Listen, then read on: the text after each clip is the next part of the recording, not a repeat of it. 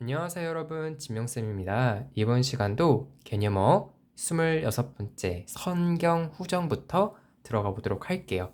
선경후정이라는 말은요, 먼저 선자예요. 경치 경자입니다. 그러니까 먼저 경치를 묘사하고요. 묘사한다라는 건 우리 앞에서 그림 그리듯이 감각적으로 표현을 하는 것이죠. 비유를 할 수도 있고요. 아니면 음성 상징어를 쓸 수도 있었어요. 색채어가 나올 수도 있겠죠. 근데 그 정도의 묘사까지는 아니더라 하더라도 가령 이럴 수 있죠. 하늘이 파랗네. 그 하늘이 파란 거에 대해서 묘사를 합니다. 구름이 떠다니고 있고 하늘은 파랗고 해는 반짝거리고 그런데 내 마음은 심숭생숭하다 라고 할 때 우리는 경치가 먼저 제시되고 후에 정서를 나타내네 라 하여 그런 경우에 우리는 선경후정이다 라는 말을 쓸 수 있는 것이죠. 그런데 이 선경후정이라는 말은 실은 잘 나오는 기출 표현은 아니에요. 그러나 우리 교과서에서 다루기 때문에 저도 한번 설명을 해봤습니다. 27번째 세태비판입니다. 여러분이요, 이 비판이라는 말을 먼저 정리하셔야 돼요. 비판이라고 하는 건 무조건 부정적이라 하여 다 비판이 아니라 무엇인가 잘못된 점을 지적하는 걸 우리는 비판이라고 이야기합니다. 예를 들어서 시기적으로 산업화 시대에 쓰여진 작품들은 그 산업화 시대 속에서 소외되는 계층들, 그들에 대해 안일한 어떤 국가 혹은 사회의 태도 등을 지적할 수 있겠죠. 그런 걸 이제 비판하고 있다. 굉장히 비판적 어조가 느껴진다. 라고 말할 수 있는 겁니다. 일제감정기 시기에 쓰여진 시들에서도 많이 확인할 수 있겠죠. 네, 그 정도로만 일단 확인하시면 돼요. 28번째, 굉장히 중요합니다. 순환론적 인식, 윤회론적 인식이에요. 이 말은 여러분들이 고전 시가에서 굉장히 많이 보실 수 있습니다. 가령 제가 여러분들께 많이 예를 드리는 사미인곡, 송미인곡, 정철이라는 조선시대 최고의 시인이 쓴, 문학가가 쓴 송미인곡이라는 작품을 보시면요,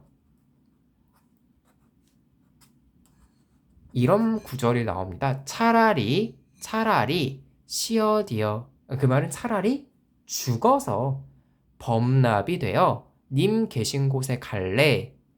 아니야, 그러지 마. 차라리 죽어서 굳은 비가 돼서, 하늘에서 내리는 비가 돼서 님의 어깨를 적셔드려.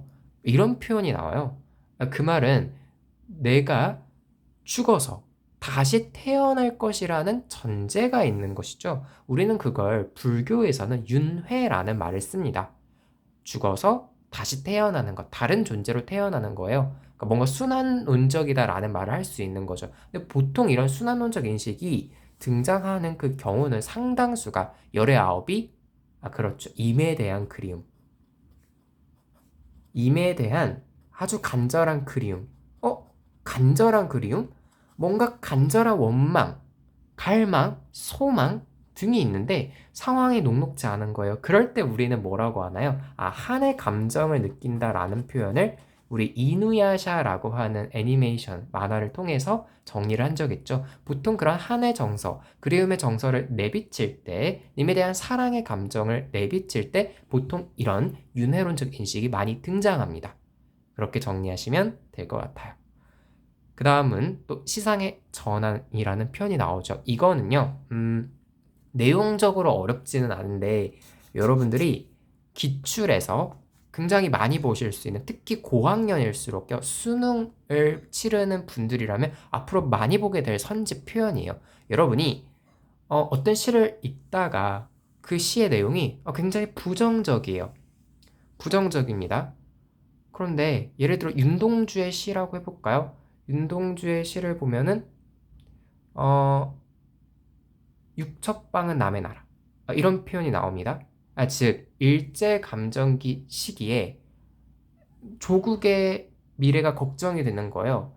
그런 상황 속에서 자신에 대한 반성도 나오고 굉장히 부정적으로 서술을 합니다. 아, 어떡하지? 그러나 제대로 반성하고 나 스스로에게 화해를 하고 스스로에게 손을 내밀고 뭔가 버텨보겠어. 제대로 노력해보겠어. 라는 표현이 나올 수 있겠죠. 그러나 라는 말, 꼭 그러나가 아니더라도요. 어떤 계기가 나올 수 있습니다. 그 계기를 바탕으로 하여 부정에서 긍정으로. 보통 여러분 긍정에서 부정으로 가는 시는 출제되지 않아요. 왜 그러냐면 여러분이 어느 정도 아셨으면 좋은 내용이 수능은요, 교육적인 내용을 추구합니다. 그런 면에서 보통 부정에서 부정으로 가는 경우보단도 혹은 긍정에서 부정으로 가는 경우보단도 긍정으로 결국에는 귀결되는 경우가 상당히 많아요. 여러분 교과서에서 보실 수 있는 작품 중에 좀 어려운 작품, 윤동주 작품도 만만치 않지만 꽤 어려운 작품이 구상의 초토의 시라는 작품이 있어요. 초토의 시. 정말 말 그대로 전쟁 상황입니다. 다 초토화가 된 거예요. 사회적 약자에 대한 어떤 관심도 잦아들고 그런 상황 속에서 부정적으로 전개를 하다가 중간에 잿더미 속 개나리가 핀 걸 봅니다.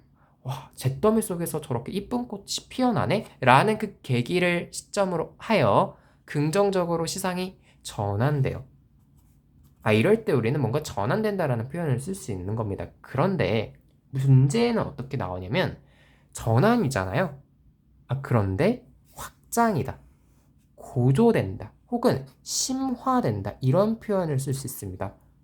반대로 서술한 거죠. 이럴 때 우리는 틀렸다라고 할 수 있을 겁니다. 선생님, 그러면 시상이 확장되고 고조되고 심화되는 작품은 잘 없나요? 많죠. 긍정에서 더 긍정으로 갈 수도 있는 거예요. 근데 수능에서는 실은 출제되기가 힘들지만 우리 교과서에서요, 굉장히 드문 경우긴 하지만 부정에서 부정으로 심화, 확장, 고조되는 작품이 있긴 합니다. 굉장히 유명한 시인의 작품인데요. 이상이라는 시인을 혹시 들어보셨나요? 이상이라는 작가이자 시인의 작품을 살펴보면 이 사람이 쓴 굉장히 많은 시들이 부정적인 정서에서 더 부정적인 정서로 귀결되는 경우를 찾아보실 수도 있습니다. 그런데 우리 교과서에서는 이상이라는 작가의 문학성이 굉장히 뛰어나기 때문에 그런 걸 다루지만 일반적으로 우리가 치르게 되는 중요한 시험에서는 보통 부정에서 긍정 혹은 긍정에서 더 긍정으로 가는 경우가 상당히 많습니다. 그런 걸 좀 알아두시면 도움이 또 되겠죠? 네, 계속 가볼게요.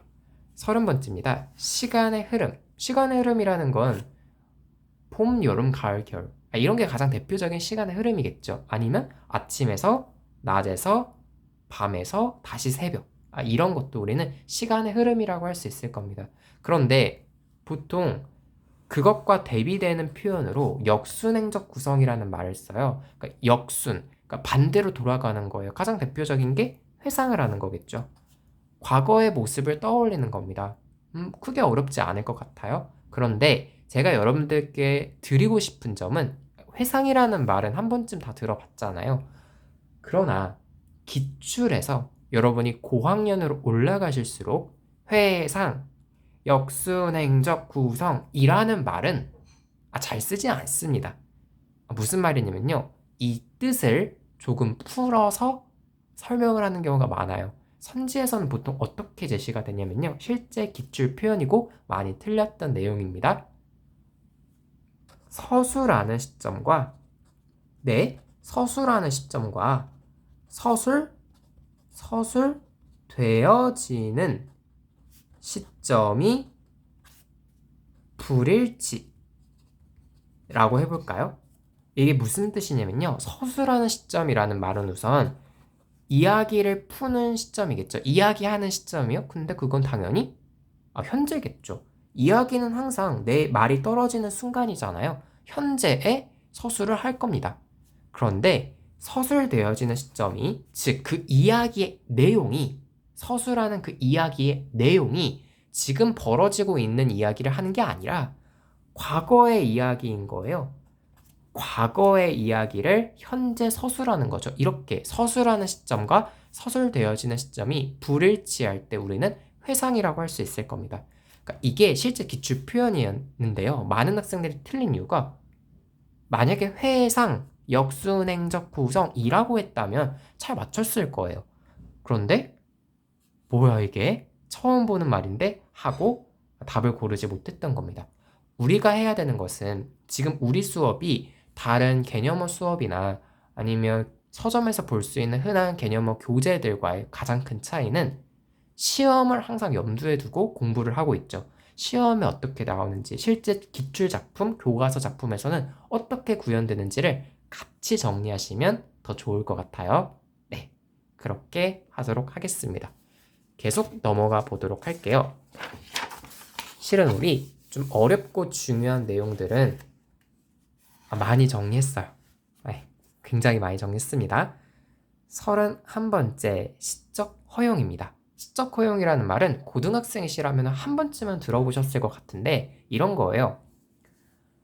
우리 파란 하늘이라는 말 쓰죠. 그런데 파란 하늘이라는 표현을 쓴다고 해봅시다. 선생님 맞춤법 틀렸는데요? 맞아요. 맞춤법이 틀렸죠. 어법적으로, 문법적으로 틀린 겁니다. 그런데 그냥 파란 하늘이라고 할 때보다 파란 하늘이라고 했을 때 조금 더 느낌이 다르죠.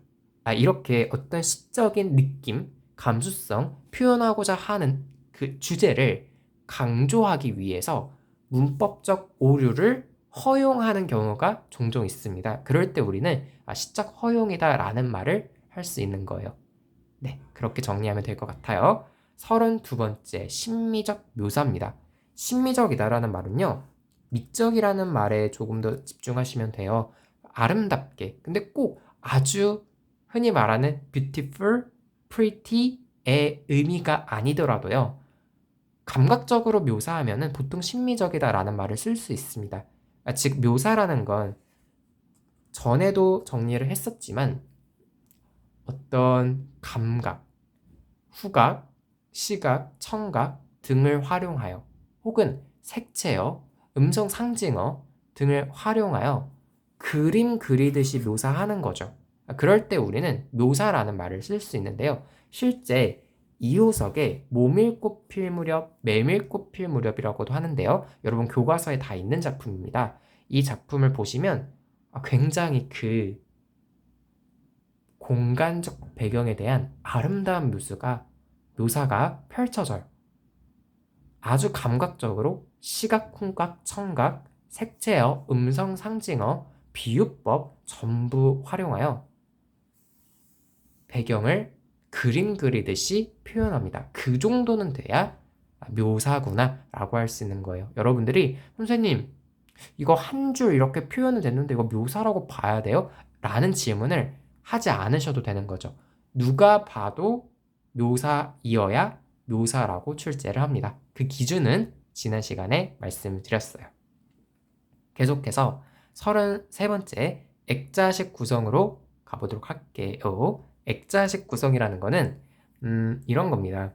예를 들어 드릴게요. 여러분 이 예를 들으시면 훨씬 이해를 잘 하실 것 같아요. 이청준의 줄. 실제 EBS 수능 특강 여러분들 고3 분들이 많이 보시는 EBS 연계교재의 단골 작품이기도 하고요. 우리 교과서에도 실은 수록되어 있는 작품입니다. 학교에 따라서 선생님 저희 교과서에 이청준 줄 있어요 라는 학생들도 계실 거예요. 내용을 제가 간단히 설명드리자면 줄광대가 나옵니다. 줄광대가 뭐냐? 서커스 공연 보다 보면 실제로 봐본 적은 없지만 서커스? 뭐 공연이라고 할까요? 외줄타기 하는 분들 있죠. 그 줄광대가 주인공인데요. 이 줄광대가 굉장히 뛰어난 줄광대가 있었습니다. 아주 훌륭한 줄광대였죠. 아들 줄광대가 있고요. 그 다음 아버지 줄광대가 있습니다. 그런데 죽어요. 죽습니다. 네. 아버지 줄광대도 돌아가시고요. 아들 주광대도 죽어요. 그런데 두 분 다 모두 줄을 타다가 죽습니다. 굉장히 큰 일이죠. 네. 왜냐면 한 번도 실수해 본 적 없는 사람들이었거든요. 무슨 일이었을까를 확인하고 싶은 나가 기자인데요. 즉 취재를 하러 갑니다. 무슨 일이지? 궁금해서 취재를 하러 가죠. 그래서 이 서커스단에 있었던 드럼을 치는 사람이 무슨 일이 있었냐면요 라며 지난 이야기를 풀이해줘요. 즉 나와 드럼을 치는 이 드럼꾼과의 연주자와의 대화로 진행이 되는데 대화 속에서 그 지난 이야기들이 시작이 되는 거죠. 자, 원래는 나와 이 연주자의 대화가 이야기이지만 실제 서술되는 내용이지만 중심 내용은 이들이 말하는 그 중심 내용은 줄광대의 사연이 되겠죠. 이런 거예요. 할머니가 옛날 이야기 해줄까? 라면서 옛날 이야기가 쭉 펼쳐지는 겁니다. 이럴 때 우리는 액자식 구성이라는 말을 써요. 왜 액자라는 말을 쓰는지 혹시 감이 오시나요? 액자라고 하는 건 액자 틀과 그 안에 사진이 있잖아요. 여기서 이 액자, 틀이 되는 게 바로 나와 드럼꾼과의 대화고요. 이 액자 속 사진, 즉 우리는 내화라는 말을 쓰는데요. 이 내화가 줄광대 부자의 사연이 되는 겁니다. 정리가 될까요? 이런 걸 보고 액자식 구성이라고 할 수 있겠구나 라고 정리하시면 좋을 것 같습니다. 괜찮나요? 그런데 실은 이런 구성의 작품이 아주 흔하지는 않겠죠. 그러다 보니 실제 기출을 보다 보면 액자식 구성을 활용하였다? 그런 선지는 찾아보기는 쉽지는 않아요. 네, 찾아보기는 쉽지 않습니다. 그런데 누가 봐도 뭔가 안쪽 이야기로 들어가고 있잖아 라고 했을 때 일단 액자식 구성이구나 라는 표현을 쓸 수 있는 겁니다. 우리 교과서에 있는 표현이기 때문에 제가 정리를 해드렸어요. 여기까지가 오늘 수업 내용입니다. 33번째 액자식 구성까지 나가 봤고요. 여러분들 이 영상 한 번으로 끝내지 마시고 다시 돌려보셔도 좋고요. 아니면 여러분 따로 필기하셔서 복습 꼭 하시기 바랍니다. 여러분 수고 많이 하셨어요. 안녕.